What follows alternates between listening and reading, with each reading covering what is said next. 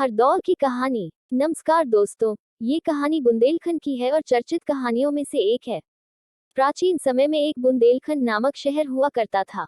मध्य प्रदेश के ओरछा नामक जिले में एक बहुत ही प्रतापी राजा रहा करता था, जिसका नाम वीर सिंह देव था। प्रजा भी अपने राजा के राज्य में बहुत खुश थी और सभी लोग आपस में मिलजुल कर रहा करते थे।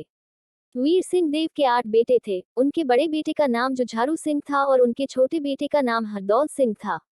राजा ने अपने दोनों बेटों को बहुत सारे संस्कार और उनका लालन पोषण बहुत अच्छे से किया था। राजा ने अपनी मृत्यु के पहले अपना राज्य अपने बड़े बेटे जुझार सिंह को सौंप दिया था और अपने छोटे बेटे को मध्य प्रदेश के ओरछा का दीवान बनाया था। एक दिन राजा वीर सिंह देव की अचानक से तबीयत खराब हो जाने के कारण उनका निधन हो गया, जिसके बाद उनके दोनों बेटों ने अपने पिता का अंतिम संस्कार बड़े धूमधाम से किया और फिर राजा के बड़े बेटे जुझारू सिंह ने राज्य को संभाला शुरू कर दिया। उन्होंने चंपावती नाम स्त्री से विवाह किया था और हरदौल सिंह का जन्म कब हुआ था तो हरदौल सिंह के जन्म होते ही उनकी मां का देहांत हो गया था, जिसके बाद बड़े भाई की पत्नी चंपावती ने ही हरदौल सिंह का पालन पोषण किया था और हरदौल सिंह का विवाह दुर्गापुर के एक बहुत बड़े दीवान जिसका नाम लाखन सिंह था, उसकी बेटी हिमाचल कुंवारी के साथ हुआ था। उनसे हरदौल सिंह को एक बेटा भी जन्मा था, जिसका नाम उन्होंने विजय सिंह रखा था। राजा जुझारू सिंह को युद्ध करने का बड़ा शौक था, जिसके कारण जुझारू सिंह हमेशा मुगलों से युद्ध करने के लिए निकल जाया करते थे, जिसके बाद उनके राज्य को हरदौल सिंह संभालते थे, जिसको देखकर जुझारू सिंह के कुछ मित्र हरदौल से जलने लगे थे, जिसके कारण उनके दोस्तों ने हरदौल सिंह से बदला लेने के लिए एक बहुत ही भयानक षड्यंत्र बनाया। एक दिन जब राजा जुझारू सिंह युद्ध करके वापस आए तब उनके दोस्त पहाड़ सिंह, प्रतीत राय और हीरा देवी ने उनको हरदौल के खिलाफ भड़काया और उनसे कहा कि आपके पीठ पीछे यहाँ पर बहुत कुछ हो रहा है।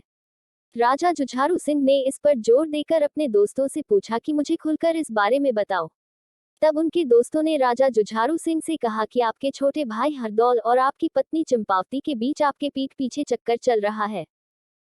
ये सुनकर राजा जुझारू सिंह बहुत क्रोधित हो गए, जिसके कारण उन्होंने अपनी पत्नी से कहा कि अगर तुमने कोई अपराध नहीं किया है और तुम एकदम सही हो तो तुम हरदौल को खाने में जहर मिलाकर दे दो, जिससे मैं यह समझूंगा कि तुम लोगों के बीच कुछ नहीं था। जिसके बाद जुझारू सिंह की पत्नी चंपावती ने अपने पति की बात मानते हुए हरदौल सिंह के खाने में जहर मिलाकर उनको दे दिया। लेकिन हरदौल सिंह को ये बात पहले से ही पता थी कि खाने में जहर मिला हुआ है, जिसके बाद भी हरदौल सिंह ने अपनी भाभी को सही साबित करने के लिए और उन पर लगाए हुए कलंक को दूर करने के लिए खुशी खुशी उस जहर वाले खाने को खा लिया और जहर वाला खाना खाकर हरदौल सिंह का निधन हो गया। जिसके बाद हरदौल सिंह के मरे हुए शरीर को ओरछा से बाहर ले जाकर एक बीहड़ इलाके में दफना दिया गया।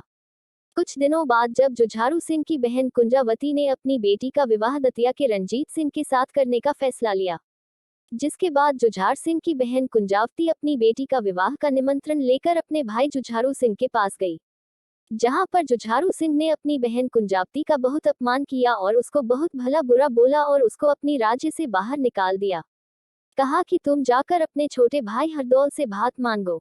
जिसके बाद कुंजावती रोते रोते हरदौल सिंह की समाधि के पास पहुंच गई और वहां पहुंचकर जोर जोर से रोने लगी और कहने लगी कि अब आप ही मुझे भात दो। ऐसा बोलकर कुंजावती हरदौल सिंह की समाधि पर बैठकर रोने लगी। जिसके बाद कुंजावती को एक आवाज सुनाई दी है, वह आवाज हरदौल सिंह की थी। उन्होंने कहा कि मैं अपनी भांजी की शादी में भात लेकर जरूर आऊंगा। उन्होंने अपनी बहन से वादा किया, जिसके बाद उनकी बहन कुंजावती अपनी बेटी की शादी की तैयारी बहुत धूमधाम से करने लगी। देखते ही देखते जब कुंजावती की बेटी की शादी होने लगी तब हरदौल सिंह अपनी भांजी की शादी में भात लेकर पहुंचे, लेकिन उनको कोई देख नहीं पा रहा था। भात को देखकर शादी में उपस्थित सभी लोग आश्चर्यचकित हो गए और तभी हरदौल सिंह की बहन कुंजावती की बेटी ने जिद करना प्रारंभ कर दिया। अपनी मां से कहा कि आप मामा जी से साक्षात प्रकट होने के लिए कहे। जिसके बाद कुंजावती ने अपने भाई हरदौल सिंह से कहा कि भाई आप साक्षात प्रकट हो। जिसके बाद हरदौल सिंह ने अपनी बहन कुंजावती का मान रखते हुए साक्षात वहां पर उपस्थित हो गए, जिसको देखकर सभी लोग आश्चर्यचकित हो गए। जिसके बाद पूरे गांव में सनसनी मच गई और उन्होंने जहां पर हरदौल सिंह को दफनाया गया था, वहां पर सभी लोगों ने मिलकर हरदौल सिंह के नाम से एक बड़ा सा मंदिर बनवाया और उसमें हरदौल सिंह की मूर्ति भी लगवाई। तभी से सभी लोग हरदौल सिंह की पूजा करने लगे और उनको अपना भगवान मानने लगे। तभी से ऐसी मान्यता हो गई कि जब गांव में किसी की शादी होती तो सबसे पहले हरदौल सिंह को शादी का निमंत्रण दिया जाता है और कहा जाता है कि वह निमंत्रण पाकर हरदौल सिंह शादी में अवश्य आते हैं। दूर दूर से लोग हरदौल सिंह की पूजा करने के लिए आते हैं। ओरछा के लोगों ने हरदौल सिंह को भगवान की उपाधि दी है।